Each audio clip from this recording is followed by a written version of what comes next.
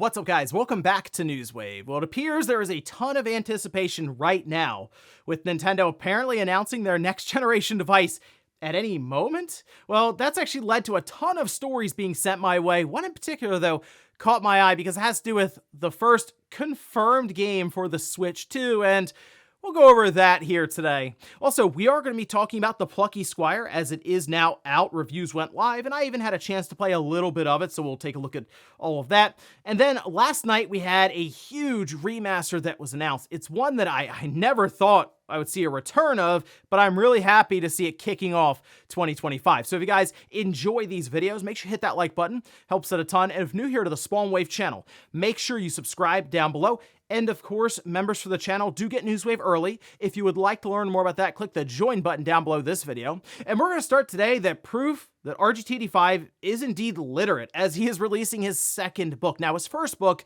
was about the Sega 32X. This one having to do with wrestling games from that N64 era that, yes, some look back on as like the golden era, but this is over on Amazon now available.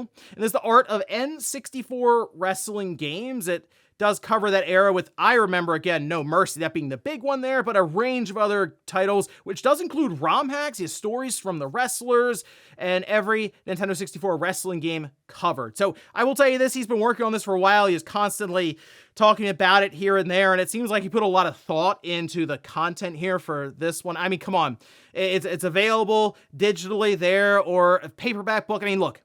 For $19.99, you too can live out a 38-year-old midlife crisis. Now, it's there, though. Check it out. It's a fun project, and I do think it is worth at least taking a look at here. It'll be linked down below in the sources. Also, we did have reviews go live for Dead Rising Deluxe Remaster, and this is one I'm excited to go back to. It's actually been a while since I've played just Dead Rising, even though it's released on more current systems. I actually have it, I believe, on the PS4 even, but I wanted to go back to it with this new remaster to see what Capcom did here, and according to reviews, which we can see over on Metacritic, currently sitting at an 83, so generally favorable there. On the Xbox Series, it's at a 78, and then on PC, it's at a 76, although the PlayStation 5 just happens to have the most reviews here at an 83. It's coming out September 19th, so I will be picking this one up and playing through it there and giving some of my thoughts here on the podcast. It's a game that I remember very fondly from the Xbox 360 days, and I also remember that was the game that made me realize I couldn't play some of these titles on an older tube TV because you couldn't read the text if it was like standard definition, like 480i or whatever. It's just the text, it was like illegible. You had to get an HD TV. So that's one of the biggest parts I remember from Dead Rising. Not even like all the core gameplay mechanics, just that. And also technically having like the Mega Man helmet and blaster was really fun as well. So yes, I am looking forward to jumping back into this one a day or two from now. Oh, and it does look like Skate is preparing a bigger release than what they've been doing up until this point, which is like a closed alpha session. Well, we can see this over on their official account, where they say, "We're incredibly stoked to announce that Skate will be launching in early access in 2025. We'll share more details on what to expect in the coming months." So we know they've been working with the community for quite some time now, just trying to mold and set up this game for a smoother release. Look, it's a game that is definitely not a huge budget within EA, and I am happy to see Skate at least coming back in some capacity. I do question some of the stuff they've done here when it comes to a free-to-play approach, which we've seen how that can go very poorly based on some of the monetization strategies that then intertwine with the gameplay, them targeting mobile. I'm not really sure what to expect out of this, but I will certainly be jumping into early access because I do enjoy Skate quite a bit, some of the older ones, and I'm just curious to see what they come up with here for the newer release, and I guess we'll find out next year. And guys, with some of the quick news out of the way, let's get into the bigger stuff. Let's start right away with apparently the first confirmed Switch 2 release, and this was making the rounds online yesterday, especially with some of the headlines that were getting around. And actually, we can see this one, for example. This is from Eurogamer, where they say Switch 2 gets first confirmed release in my time at Porsche's sequel. And at first I said, okay, Switch 2 first confirmed release, then at my time at Porsche's sequel. I said, that's an interesting I guess, first release. Although, what was the game? There was a game a while ago on the Switch when it was first coming out that was like I feel like it was a crowdfunded, or it was a very early project, and there's nothing came of it. It was based on like some books. I have to go back and double check the title for that one before I just throw one out there. I don't think this is going to go that route because that game just never came out. It was more publicity stunt in order to just get eyes on it. Kind of the same thing here a little bit, though, I will say that, because we could see this from Eurogamer saying the next game from the My Time at Portia developer is a confirmed Switch 2 release. My Time at Evershine will be the next game in the series from Studio Pathia Games, and its confirmed platforms include future Nintendo platforms yet to be announced, I guess wink wink there, alongside PC, PS5, and Xbox Series X and S.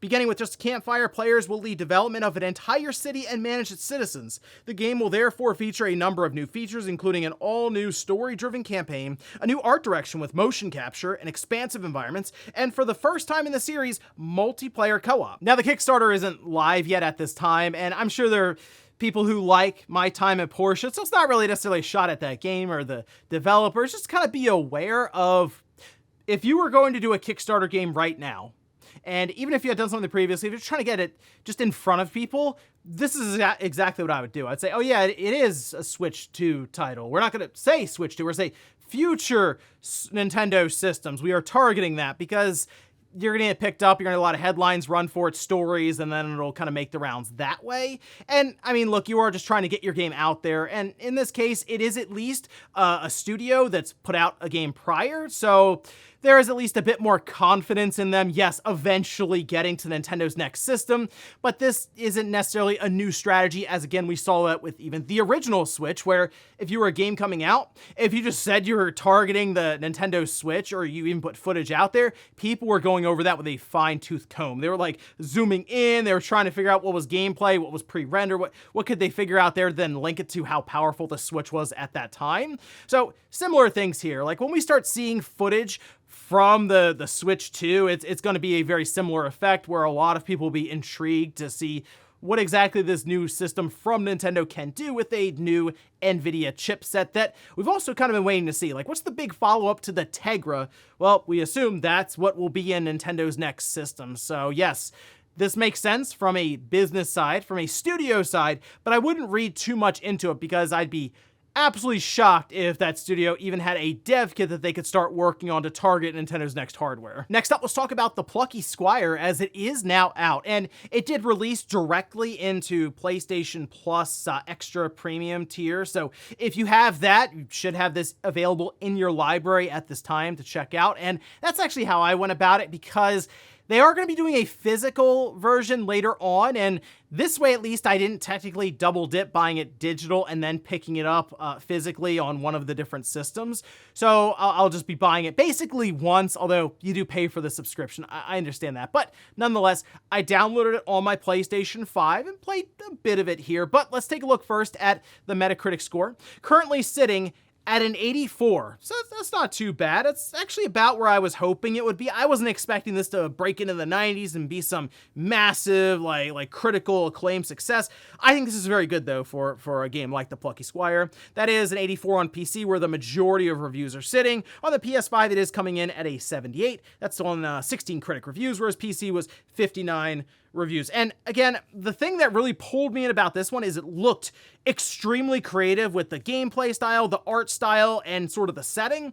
And as I started it up, it was being kind of just like presented as just a storybook that's going on with a narrator, and it's well animated in that sense. I'm still working up to the point where you shift dimensions and it becomes 3D, and I kind of see where that's setting up here so far with the early part of the story and stuff. So I'm gonna keep playing through it and of course beat it and everything. Apparently it's like a 15-20 hour experience. I guess if you do everything, at least that's just based on some of the information they were putting out there ahead of release. But otherwise, PlayStation Plus, it's there, or I guess take a look at some of these reviews and see what you think, as there were some pushbacks when it came to things like the game may be a little longer than it needs to be. That still is something that comes up pretty consistently with a lot of releases, but definitely a unique title, and I think one worth looking into. Next up, let's talk about a remaster that just got revealed last night, and I had to do a double take. I never thought I would see this game make a return, as it basically got left on the Vita. The servers for online play got shut down, and that was kind of it.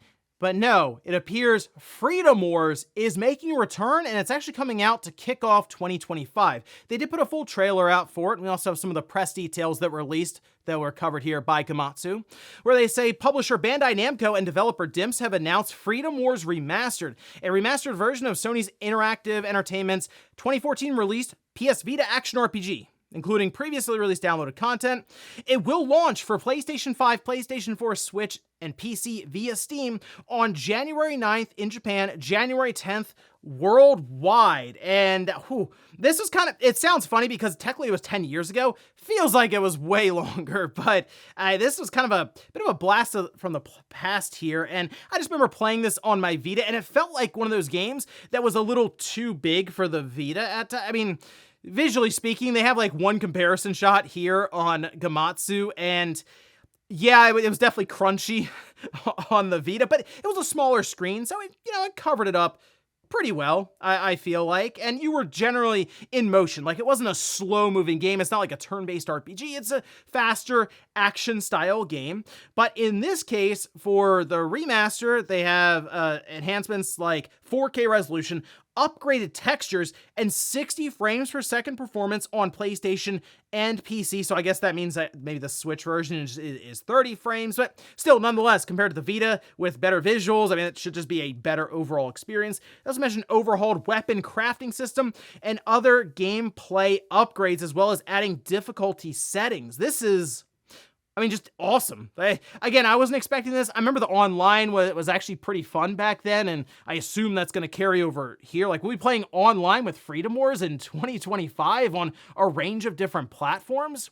See, the idea with this is you were given like a prison sentence, I remember, of like a million years, and you would try to knock that down over time, and then sometimes they would throw more time on. It was a very interesting concept, and one where people around the world would sort of work together online. It was a lot of fun. So I was very happy when this got announced. I just assumed this was it. It was done. It's left on the Vita, but they seem very interested in bringing this back, and maybe even talking about the idea of making a sequel to this. So we're going to keep an eye on this one when it comes to sales. How many people remember it? I saw some immediate reactions before I was filming here where people were genuinely shocked and excited. So I guess it wasn't just me and a handful of people playing it. I guess there were a bunch of people who remember this title. And if you don't, check out some of the gameplay and keep an eye on this remaster, because I think it will be a good time to revisit even here starting off 2025. And in our last bit of news, let's talk about some new games going into Nintendo Switch Online that were announced last night from Nintendo. We can see this over on their official account,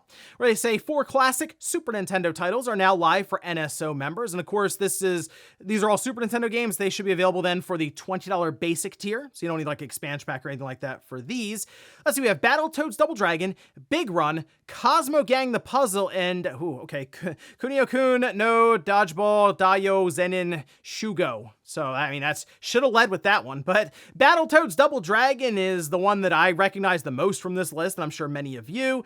It was a very difficult game, but it was just a lot of fun. It was really cool. I remember back then when I was younger to see Double Dragon and Battletoads cross over, and it worked out well for them, right? With kind of that action beat 'em up style game that if you got past the first couple of levels, you were considered very good at video games back then. So yeah, more people should try this one out just to see how you do with some just brutal old school difficulty. It was fun, but it would definitely aggravate you. And if I had to pick one from this list, that's what I would check out. But hey, let me know if there's another one from this list that you immediately looked at and said, yeah, I gotta go back and try that. And before we go to the comment of the day, we'll take a look at the poll that I posted up yesterday, where I ask, are you picking up the Plucky Squire? Okay, so 49% immediately just not interested. 29% say I'll wait for a sale or a physical copy, which I redid the poll very quickly because I saw people in the comments saying they're waiting for the physical version to release. And yeah, it's that staggered release stuff that has become very annoying over time. But again, this one was a little more manageable because it did go into PS Plus. So if you already had it,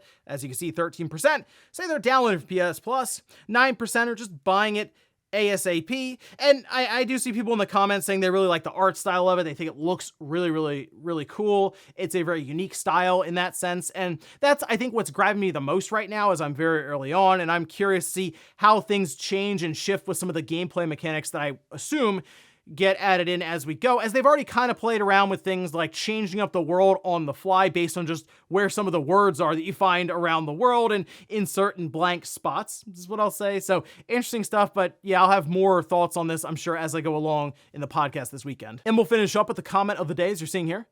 This is from Scott, who says, can't wait for people to get angry about Switch 2 rumors on a video they actively decided to watch. I don't know if people are getting angry about it. I can see, like, frustrated, I guess, but I mean, you have to remember right now, there's people believe that the Switch 2 is getting announced this week.